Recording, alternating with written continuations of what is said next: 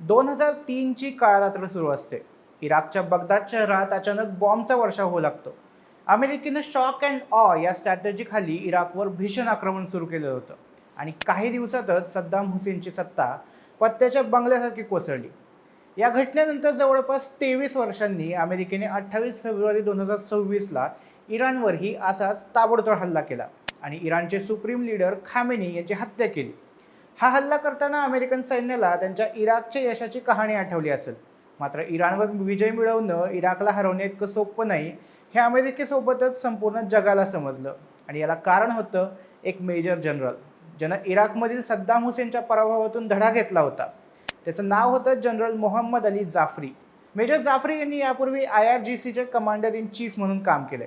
Khamenei यांच्या निधनानंतर Iran शरणागती पत्करेल अशी अमेरिकेची अपेक्षा होती, पण गेल्या 15 दिवसांपासून इराणने स्वतःचा बचाव करतच बाकी देशांवरही शक्तिशाली हल्ला सुरू ठेवलाय. ही ताकद जनरल जाफरी यांनी तयार केलेल्या मोझेक डिफेन्स स्ट्रॅटेजीमुळे वर्क होतीये. पण इराणची खिंड लढवणारे हे अली जाफरी कोण आहेत, त्यांनी या युद्धामध्येच नाही तर यापूर्वीही कोणते डावपेच वापरलेत, हे सगळं आपण या व्हिडिओच्या माध्यमातून जाणून घेणार आहोत. नमस्कार, मी सुदेश आणि तुम्हाला तर माहिती आहे आपला विषयच भारी. इराण आणि अमेरिका यांच्यातल्या युद्धाचा इतिहास पाहता सध्याच्या जागतिक घडामोडींनुसार हे युद्ध तिसऱ्या महायुद्धाकडे सरकते असं दिसून येते. खामेनी यांच्या मृत्यूनंतर इराणमध्ये जे वातावरण निर्माण झालं त्यावरून सुरुवातीला तर हे युद्ध 2-3 दिवसांमध्ये संपेल असं कुणालाही वाटलं असतं. मात्र आपल्यावरील हल्ल्याला प्रत्युत्तर म्हणून इराणने गेल्या 15 दिवसात ज्या प्रकारे आपली अटॅकिंग पॉवर कायम राखली आहे, त्यामागे एक अत्यंत चाणाक्ष आणि अनुभवी लष्करी डोकं काम करतंय. हे डोकं आहे अली जाफरी यांचं. अली जाफरी हे केवळ लष्करी अधिकारी नसून ते इराणच्या इस्लामिक रिव्होल्युशनरी गार्ड कॉर्प्स म्हणजेच IRGCचे आधारस्तंभ आहेत. त्यांनी इराणच्या लष्करी शक्तीला एका नव्या उंचीवर नेऊन ठेवलंय. अली जाफरी यांचा प्रवास हा इराणच्या क्रांतीशी आणि त्यानंतरच्या संघर्षाशी घट्ट वेढलेला आहे. तेहरान विद्यापीठातून स्थापत्यशास्त्राचं शिक्षण घेतलेले जाफरी इराण-इराक युद्धाच्या काळात रणभूमीवर उतरले आणि तिथूनच त्यांच्या लष्करी कारकिर्दीला खऱ्या अर्थानं सुरुवात झाली. त्यांच्याकडे असलेल्या तांत्रिक ज्ञानाचा आणि रणनीती आखण्याच्या कौशल्याचा वापर त्यांनी इराणच्या सीमा सुरक्षित करण्यासाठी केला. 2007 मध्ये जेव्हा त्यांची नियुक्ती IRGCच्या प्रमुखपदी झाली, तेव्हापासून त्यांनी इराणच्या संरक्षण धोरणात मोठा बदल घडवून आणलाय. अमेरिकेसारख्या जागतिक महासत्तेला थेट लष्करी बळावर हरवणं कठीण आहे हे ओळखून जाफरी यांनी असिमेट्रिक वॉरफेअरवर भर दिला. या युद्धनीतीचा मुख्य उद्देश समोरच्या शत्रूला त्यांच्या ताकदीने नाही तर त्यांच्या कमकुवत गोष्टींवर लक्ष करून गुडघ्यावर आणणं असा असायचा. अली जाफरी यांनी इस्लामिक क्रांतीनंतर इराणच्या कुर्दिस्तान प्रांतातील IRGC गुप्तचर युनिटमध्ये आपल्या कारकिर्दीची सुरुवात केली. 1989 पर्यंत चाललेल्या इराण-इराक युद्धात जाफरी यांनी भाग घेतला आणि हळूहळू ते अधिक वरच्या लष्करी पदांवर चढत गेले. युद्धानंतर 1992 मध्ये ते IRGCच्या भूदलाचे कमांडर म्हणून नियुक्त झाले. तेहरानच्या सुरक्षेसाठी जबाबदार असलेल्या विशेष IRGC युनिट सारल्लाचे कमांडर म्हणूनही त्यांची नियुक्ती करण्यात आली. 2005 मध्ये जाफरी यांना गार्ड सेंटर फॉर स्ट्रॅटेजिक स्टडीजचे संचालक म्हणून नियुक्त करण्यात आलं.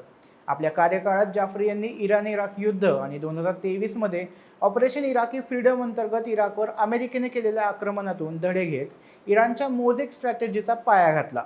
अमेरिका इराक युद्धाचा अभ्यास करताना त्यांना लक्षात आलं की सद्दाम हुसेनच्या सैन्याने लवकरच शरणागती पत्करली, कारण त्यांची संपूर्ण कमांड एका व्यक्तीच्या हातात होती. डिव्हिजन आणि कॉर्प्समधले अधिकारी सद्दामच्या परवानगीशिवाय युद्धाचा अभ्यासही करू शकत नव्हते. परिणामी त्यांच्या जाण्यानंतर संपर्क व्यवस्था एवढी बिघडली की स्थानिक अधिकारी आदेशांशिवाय कामच करू शकले नाहीत आणि त्यामुळे सैन्याचं विभाजन झालं आणि शेवटी इराकचा पराभव झाला.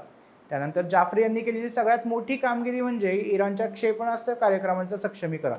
त्यांनी इराणला अशा टप्प्यावर आणून ठेवलंय की आज इराणकडे मध्यपूर्वेतील सगळ्यात मोठे आणि अचूक क्षेपणास्त्रांचे भांडार उपलब्ध आहे. ही क्षेपणास्त्र केवळ संरक्षणासाठी नसून गरज पडल्यास शत्रूच्या गोटात शिरून हल्ला करण्याचीही क्षमता ठेवतात.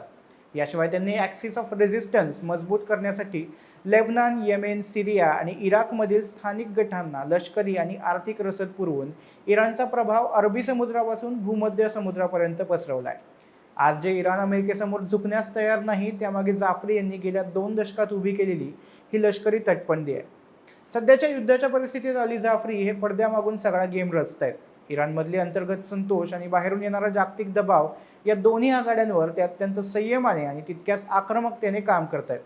खामेनी यांच्या मृत्यूनंतर निर्माण झालेली परिस्थिती हाताळताना त्यांनी इराणची अंतर्गत सुरक्षा यंत्रणा इतकी कडक केली आहे की कोणताही बाहेरचा देश तिथे तग धरू शकणार नाही. त्याचवेळी अमेरिकेच्या हालचालींवर बारीक लक्ष ठेवून त्यांनी हॉर्मुझच्या सामुद्रधुनीसारख्या मोक्याच्या ठिकाणी आपली पकड घट्ट केली आहे. जेणेकरून जागतिक अर्थव्यवस्थेची नाडी इराणच्या हातातच राहील. त्यासोबतच जाफरी यांच्या प्लॅनचा एक महत्त्वाचा भाग म्हणजे माहिती युद्ध किंवा सॉफ्ट वॉर. ते केवळ शस्त्रांनी लढत नाहीत, तर सायबर हल्ले आणि माहितीच्या माध्यमातून शत्रूवर घाव घालण्यात ते माहीर आहेत. अमेरिकेने कितीही निर्बंध लादले किंवा युद्धाची धमकी दिली तरीही इराण आपल्या भूमिकेवरून तसूभरही मागे हटत नाहीये आणि याचं श्रेय जाफरी यांच्या निधड्या नेतृत्वाला जातं. त्यांच्या मार्गदर्शनाखाली इराणने स्वतःला अशा एका अभेद्य किल्ल्यात रूपांतरित केले, जिथे प्रवेश करणं कोणत्याही महासत्तेसाठी देखील सोपं राहिलेलं नाहीये. या संघर्षाचा शेवट काय होईल हे आत्ता सांगणं कठीण असलं तरी जोपर्यंत अली जाफरी यांच्यासारखा गेम प्लॅनर इराणच्या बाजूने उभा आहे, तोपर्यंत हे युद्ध केवळ शस्त्रांचं युद्ध न राहता बुद्धीचा आणि धैर्याचा कस लावणारं ठरेल हे नक्की. इराणने गेल्या 15 दिवसात दाखवलेलं वर्चस्व हे जाफरी यांच्या दीर्घकालीन मॅनेजमेंटचं फळ आहे. त्यांनी इराणच्या लष्करी शक्तीला एका अशा वळणावर आणलंय जिथून माघार घेणं शक्य नाही आणि शत्रूला सामोरं जाणं हीच एकमेव दिशा आहे. या जगातील राजकारणाच्या बुद्धिबळाच्या पटावर जाफरी यांनी टाकलेली प्रत्येक चाल ही अत्यंत विचारपूर्वक आणि शत्रूला चितपट करणारी ठरतीये, ज्यामुळे आज संपूर्ण जग इराणच्या पुढच्या पावलाकडे डोळे लावून बसलंय. बाकी मंडळी, इराणच्या या सेनापती अली जाफरी यांच्याबद्दल तुम्हाला काय वाटतं? हे युद्ध आणखी किती दिवस चालेल याबद्दल तुमचं काय मत आहे हे आम्हाला कमेंट करून नक्की सांगा. व्हिडिओ आवडला असेल तर लाईक आणि शेअर करा. तसंच आमच्या विशेष भारी चॅनलला सबस्क्राईब करायला विसरू नका. धन्यवाद.